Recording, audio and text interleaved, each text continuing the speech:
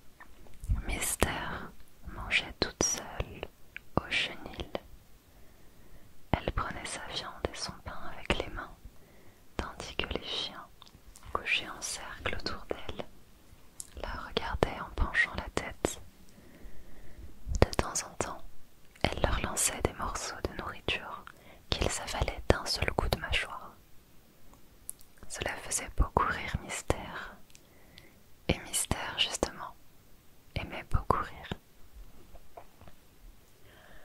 Le château du roi et de la reine de ce pays était absolument féerique, mais à bien y regarder, il n'était pas très grand. Il y avait une chambre pour les parents et une chambre pour les 3 filles préférées. Mystère dormait au grenier. Elle s'était fait un lit avec de la paille et de la vieille toile. La nuit, elle entendait les chouettes dans les arbres, les souris trottaient près d'elle et le vent faisait grincer les girouettes. Elle avait un peu peur, mais justement, c'est amusant d'avoir le cœur battant. Quand elle eut 8 ans, Mystère devint la plus belle des petites filles. Elle avait des yeux noirs comme un puits, des cheveux bleus qui descendaient en vagues sur ses reins, et sa peau blanche comme un jardin sous la neige.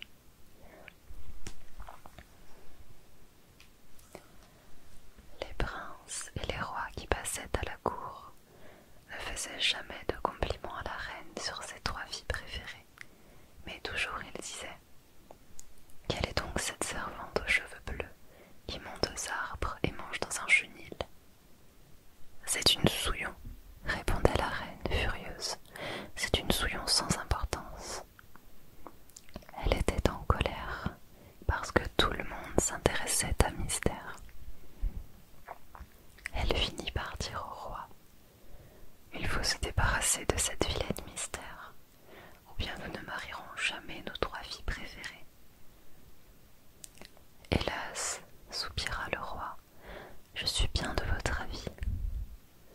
Le roi appela donc en cachette l'homme à l'habit vert qui dressait les chiens à la chasse. L'homme à l'habit vert, ordonna le roi, je te commande d'aller perdre la petite fille Mystère dans le fin fond des bois. L'homme à l'habit vert alla chercher Mystère dans le chenil, et il l'entraîna très loin dans le fin fond des bois, là où les buissons épineux grivent les jambes au passage. Pauvre enfant, dit-il en l'abandonnant, méfiez-vous des loups, des ogres et des sorcières. Mystère regarda la forêt que la nuit refermait derrière elle comme les portes d'une prison. Déjà, elle n'entendait plus les pas de l'homme à l'habit vert. Elle était seule, toute seule dans la forêt où vivaient les loups, les ogres et les sorcières. Elle s'assit sur la mousse et se mit à pleurer. Quel malheur d'être une petite fille de 8 ans, disait-elle. Tout en pleurant, elle écoutait les bruits de la forêt. Il y avait des frôlements dans les fourrés, des chuchotements sous la terre et des piaillements dans les feuilles. Soudain, elle sursauta. 2 yeux, comme 2 lanternes rouges, la regardaient.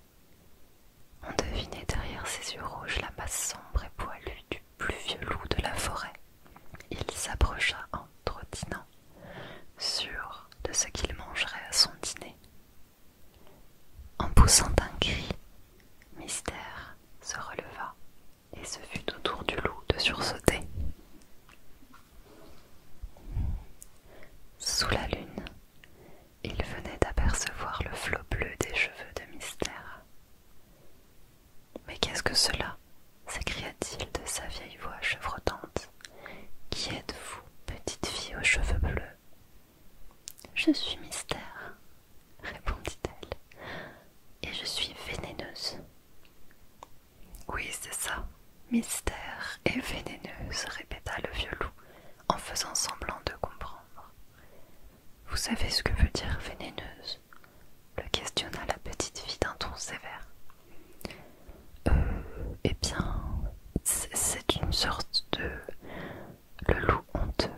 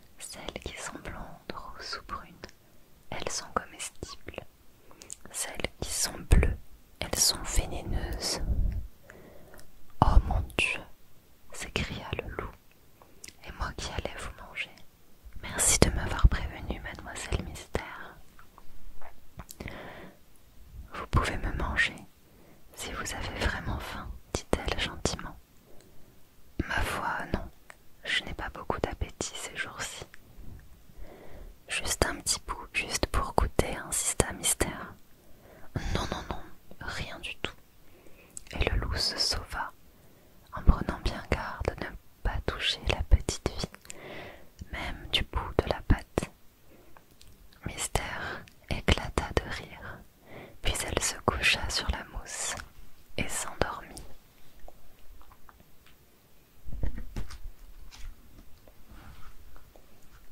Le lendemain matin, c'est le soleil qui l'éveilla. Elle s'étira, puis elle pensa qu'elle avait faim.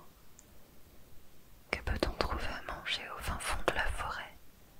Elle se leva et aperçut des petites boules rouges sous la verdure, de délicieuses fraises des bois où perlait la rosée.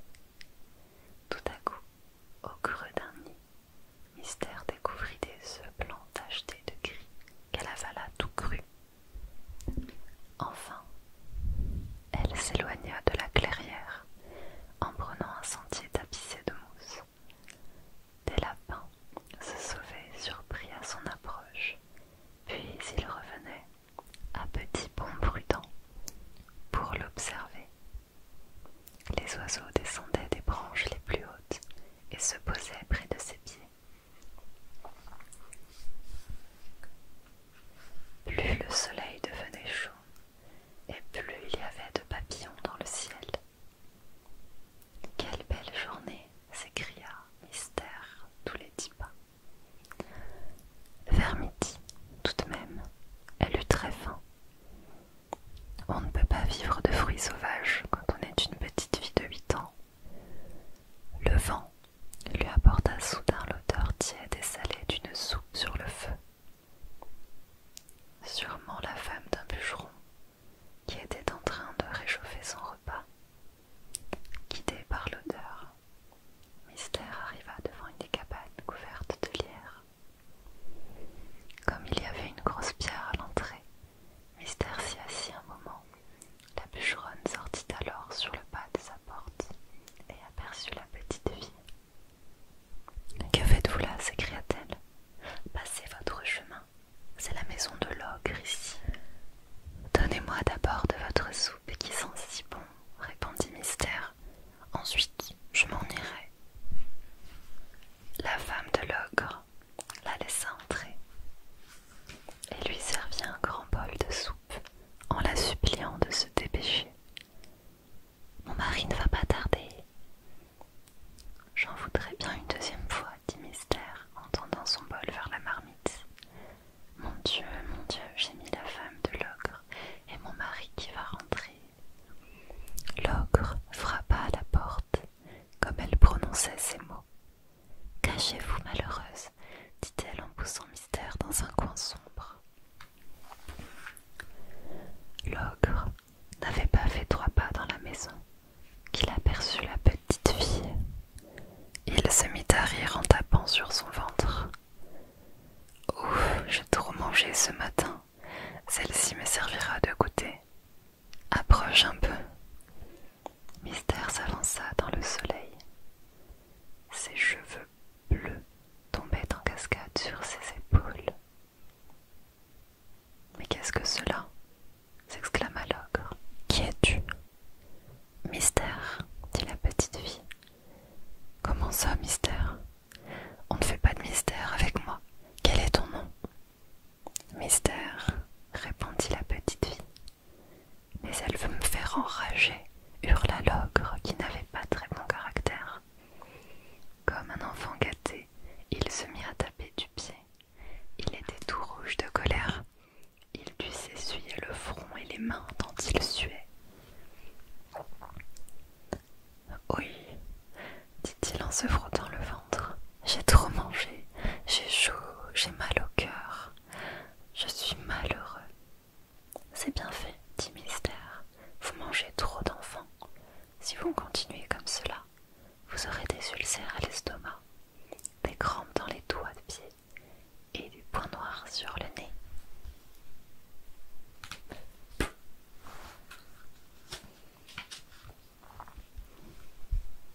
« Oh non,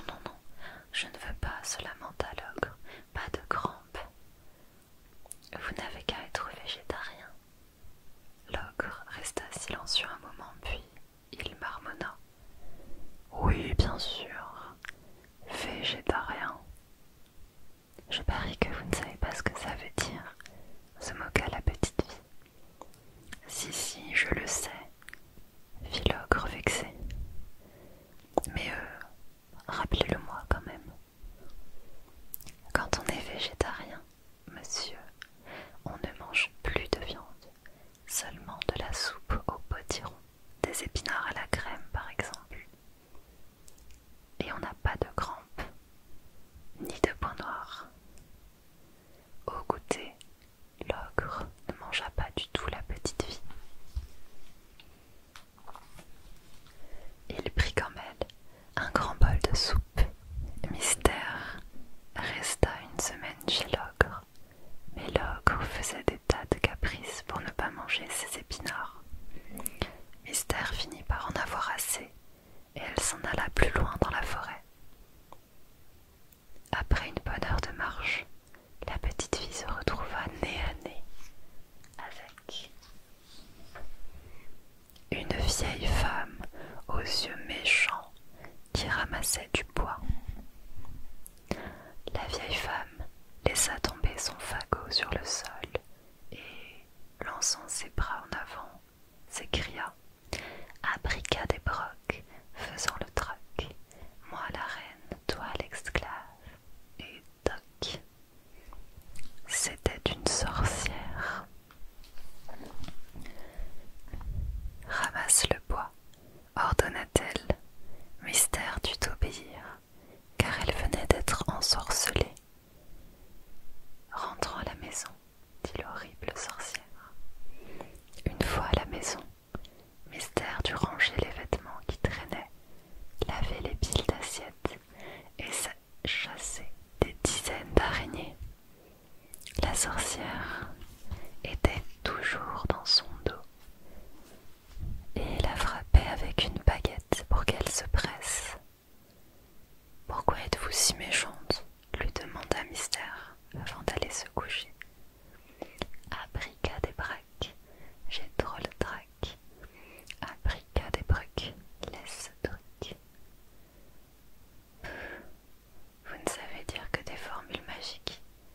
Moi, je peux dire des confidences. De quoi?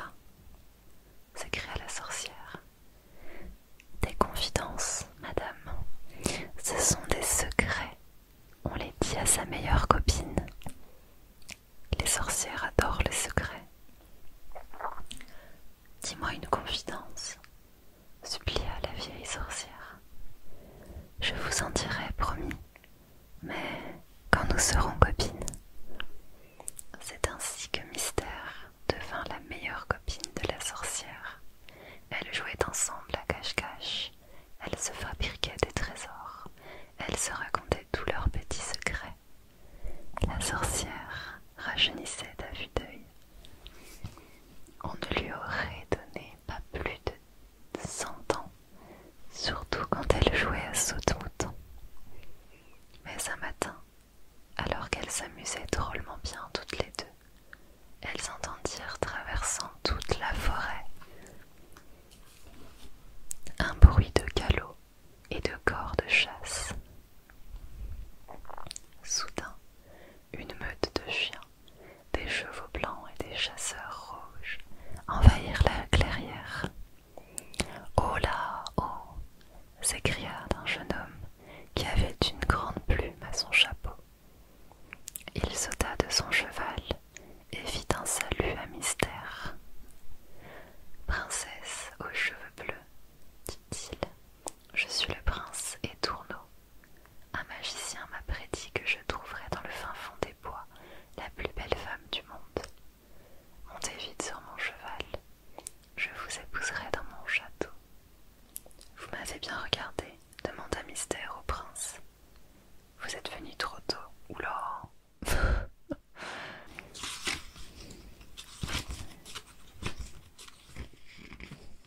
C'est vraiment la dernière page. Quand le prince fut reparti avec ses chiens, ses galops et sa plume à son chapeau, Mystère se roula dans la mousse en riant.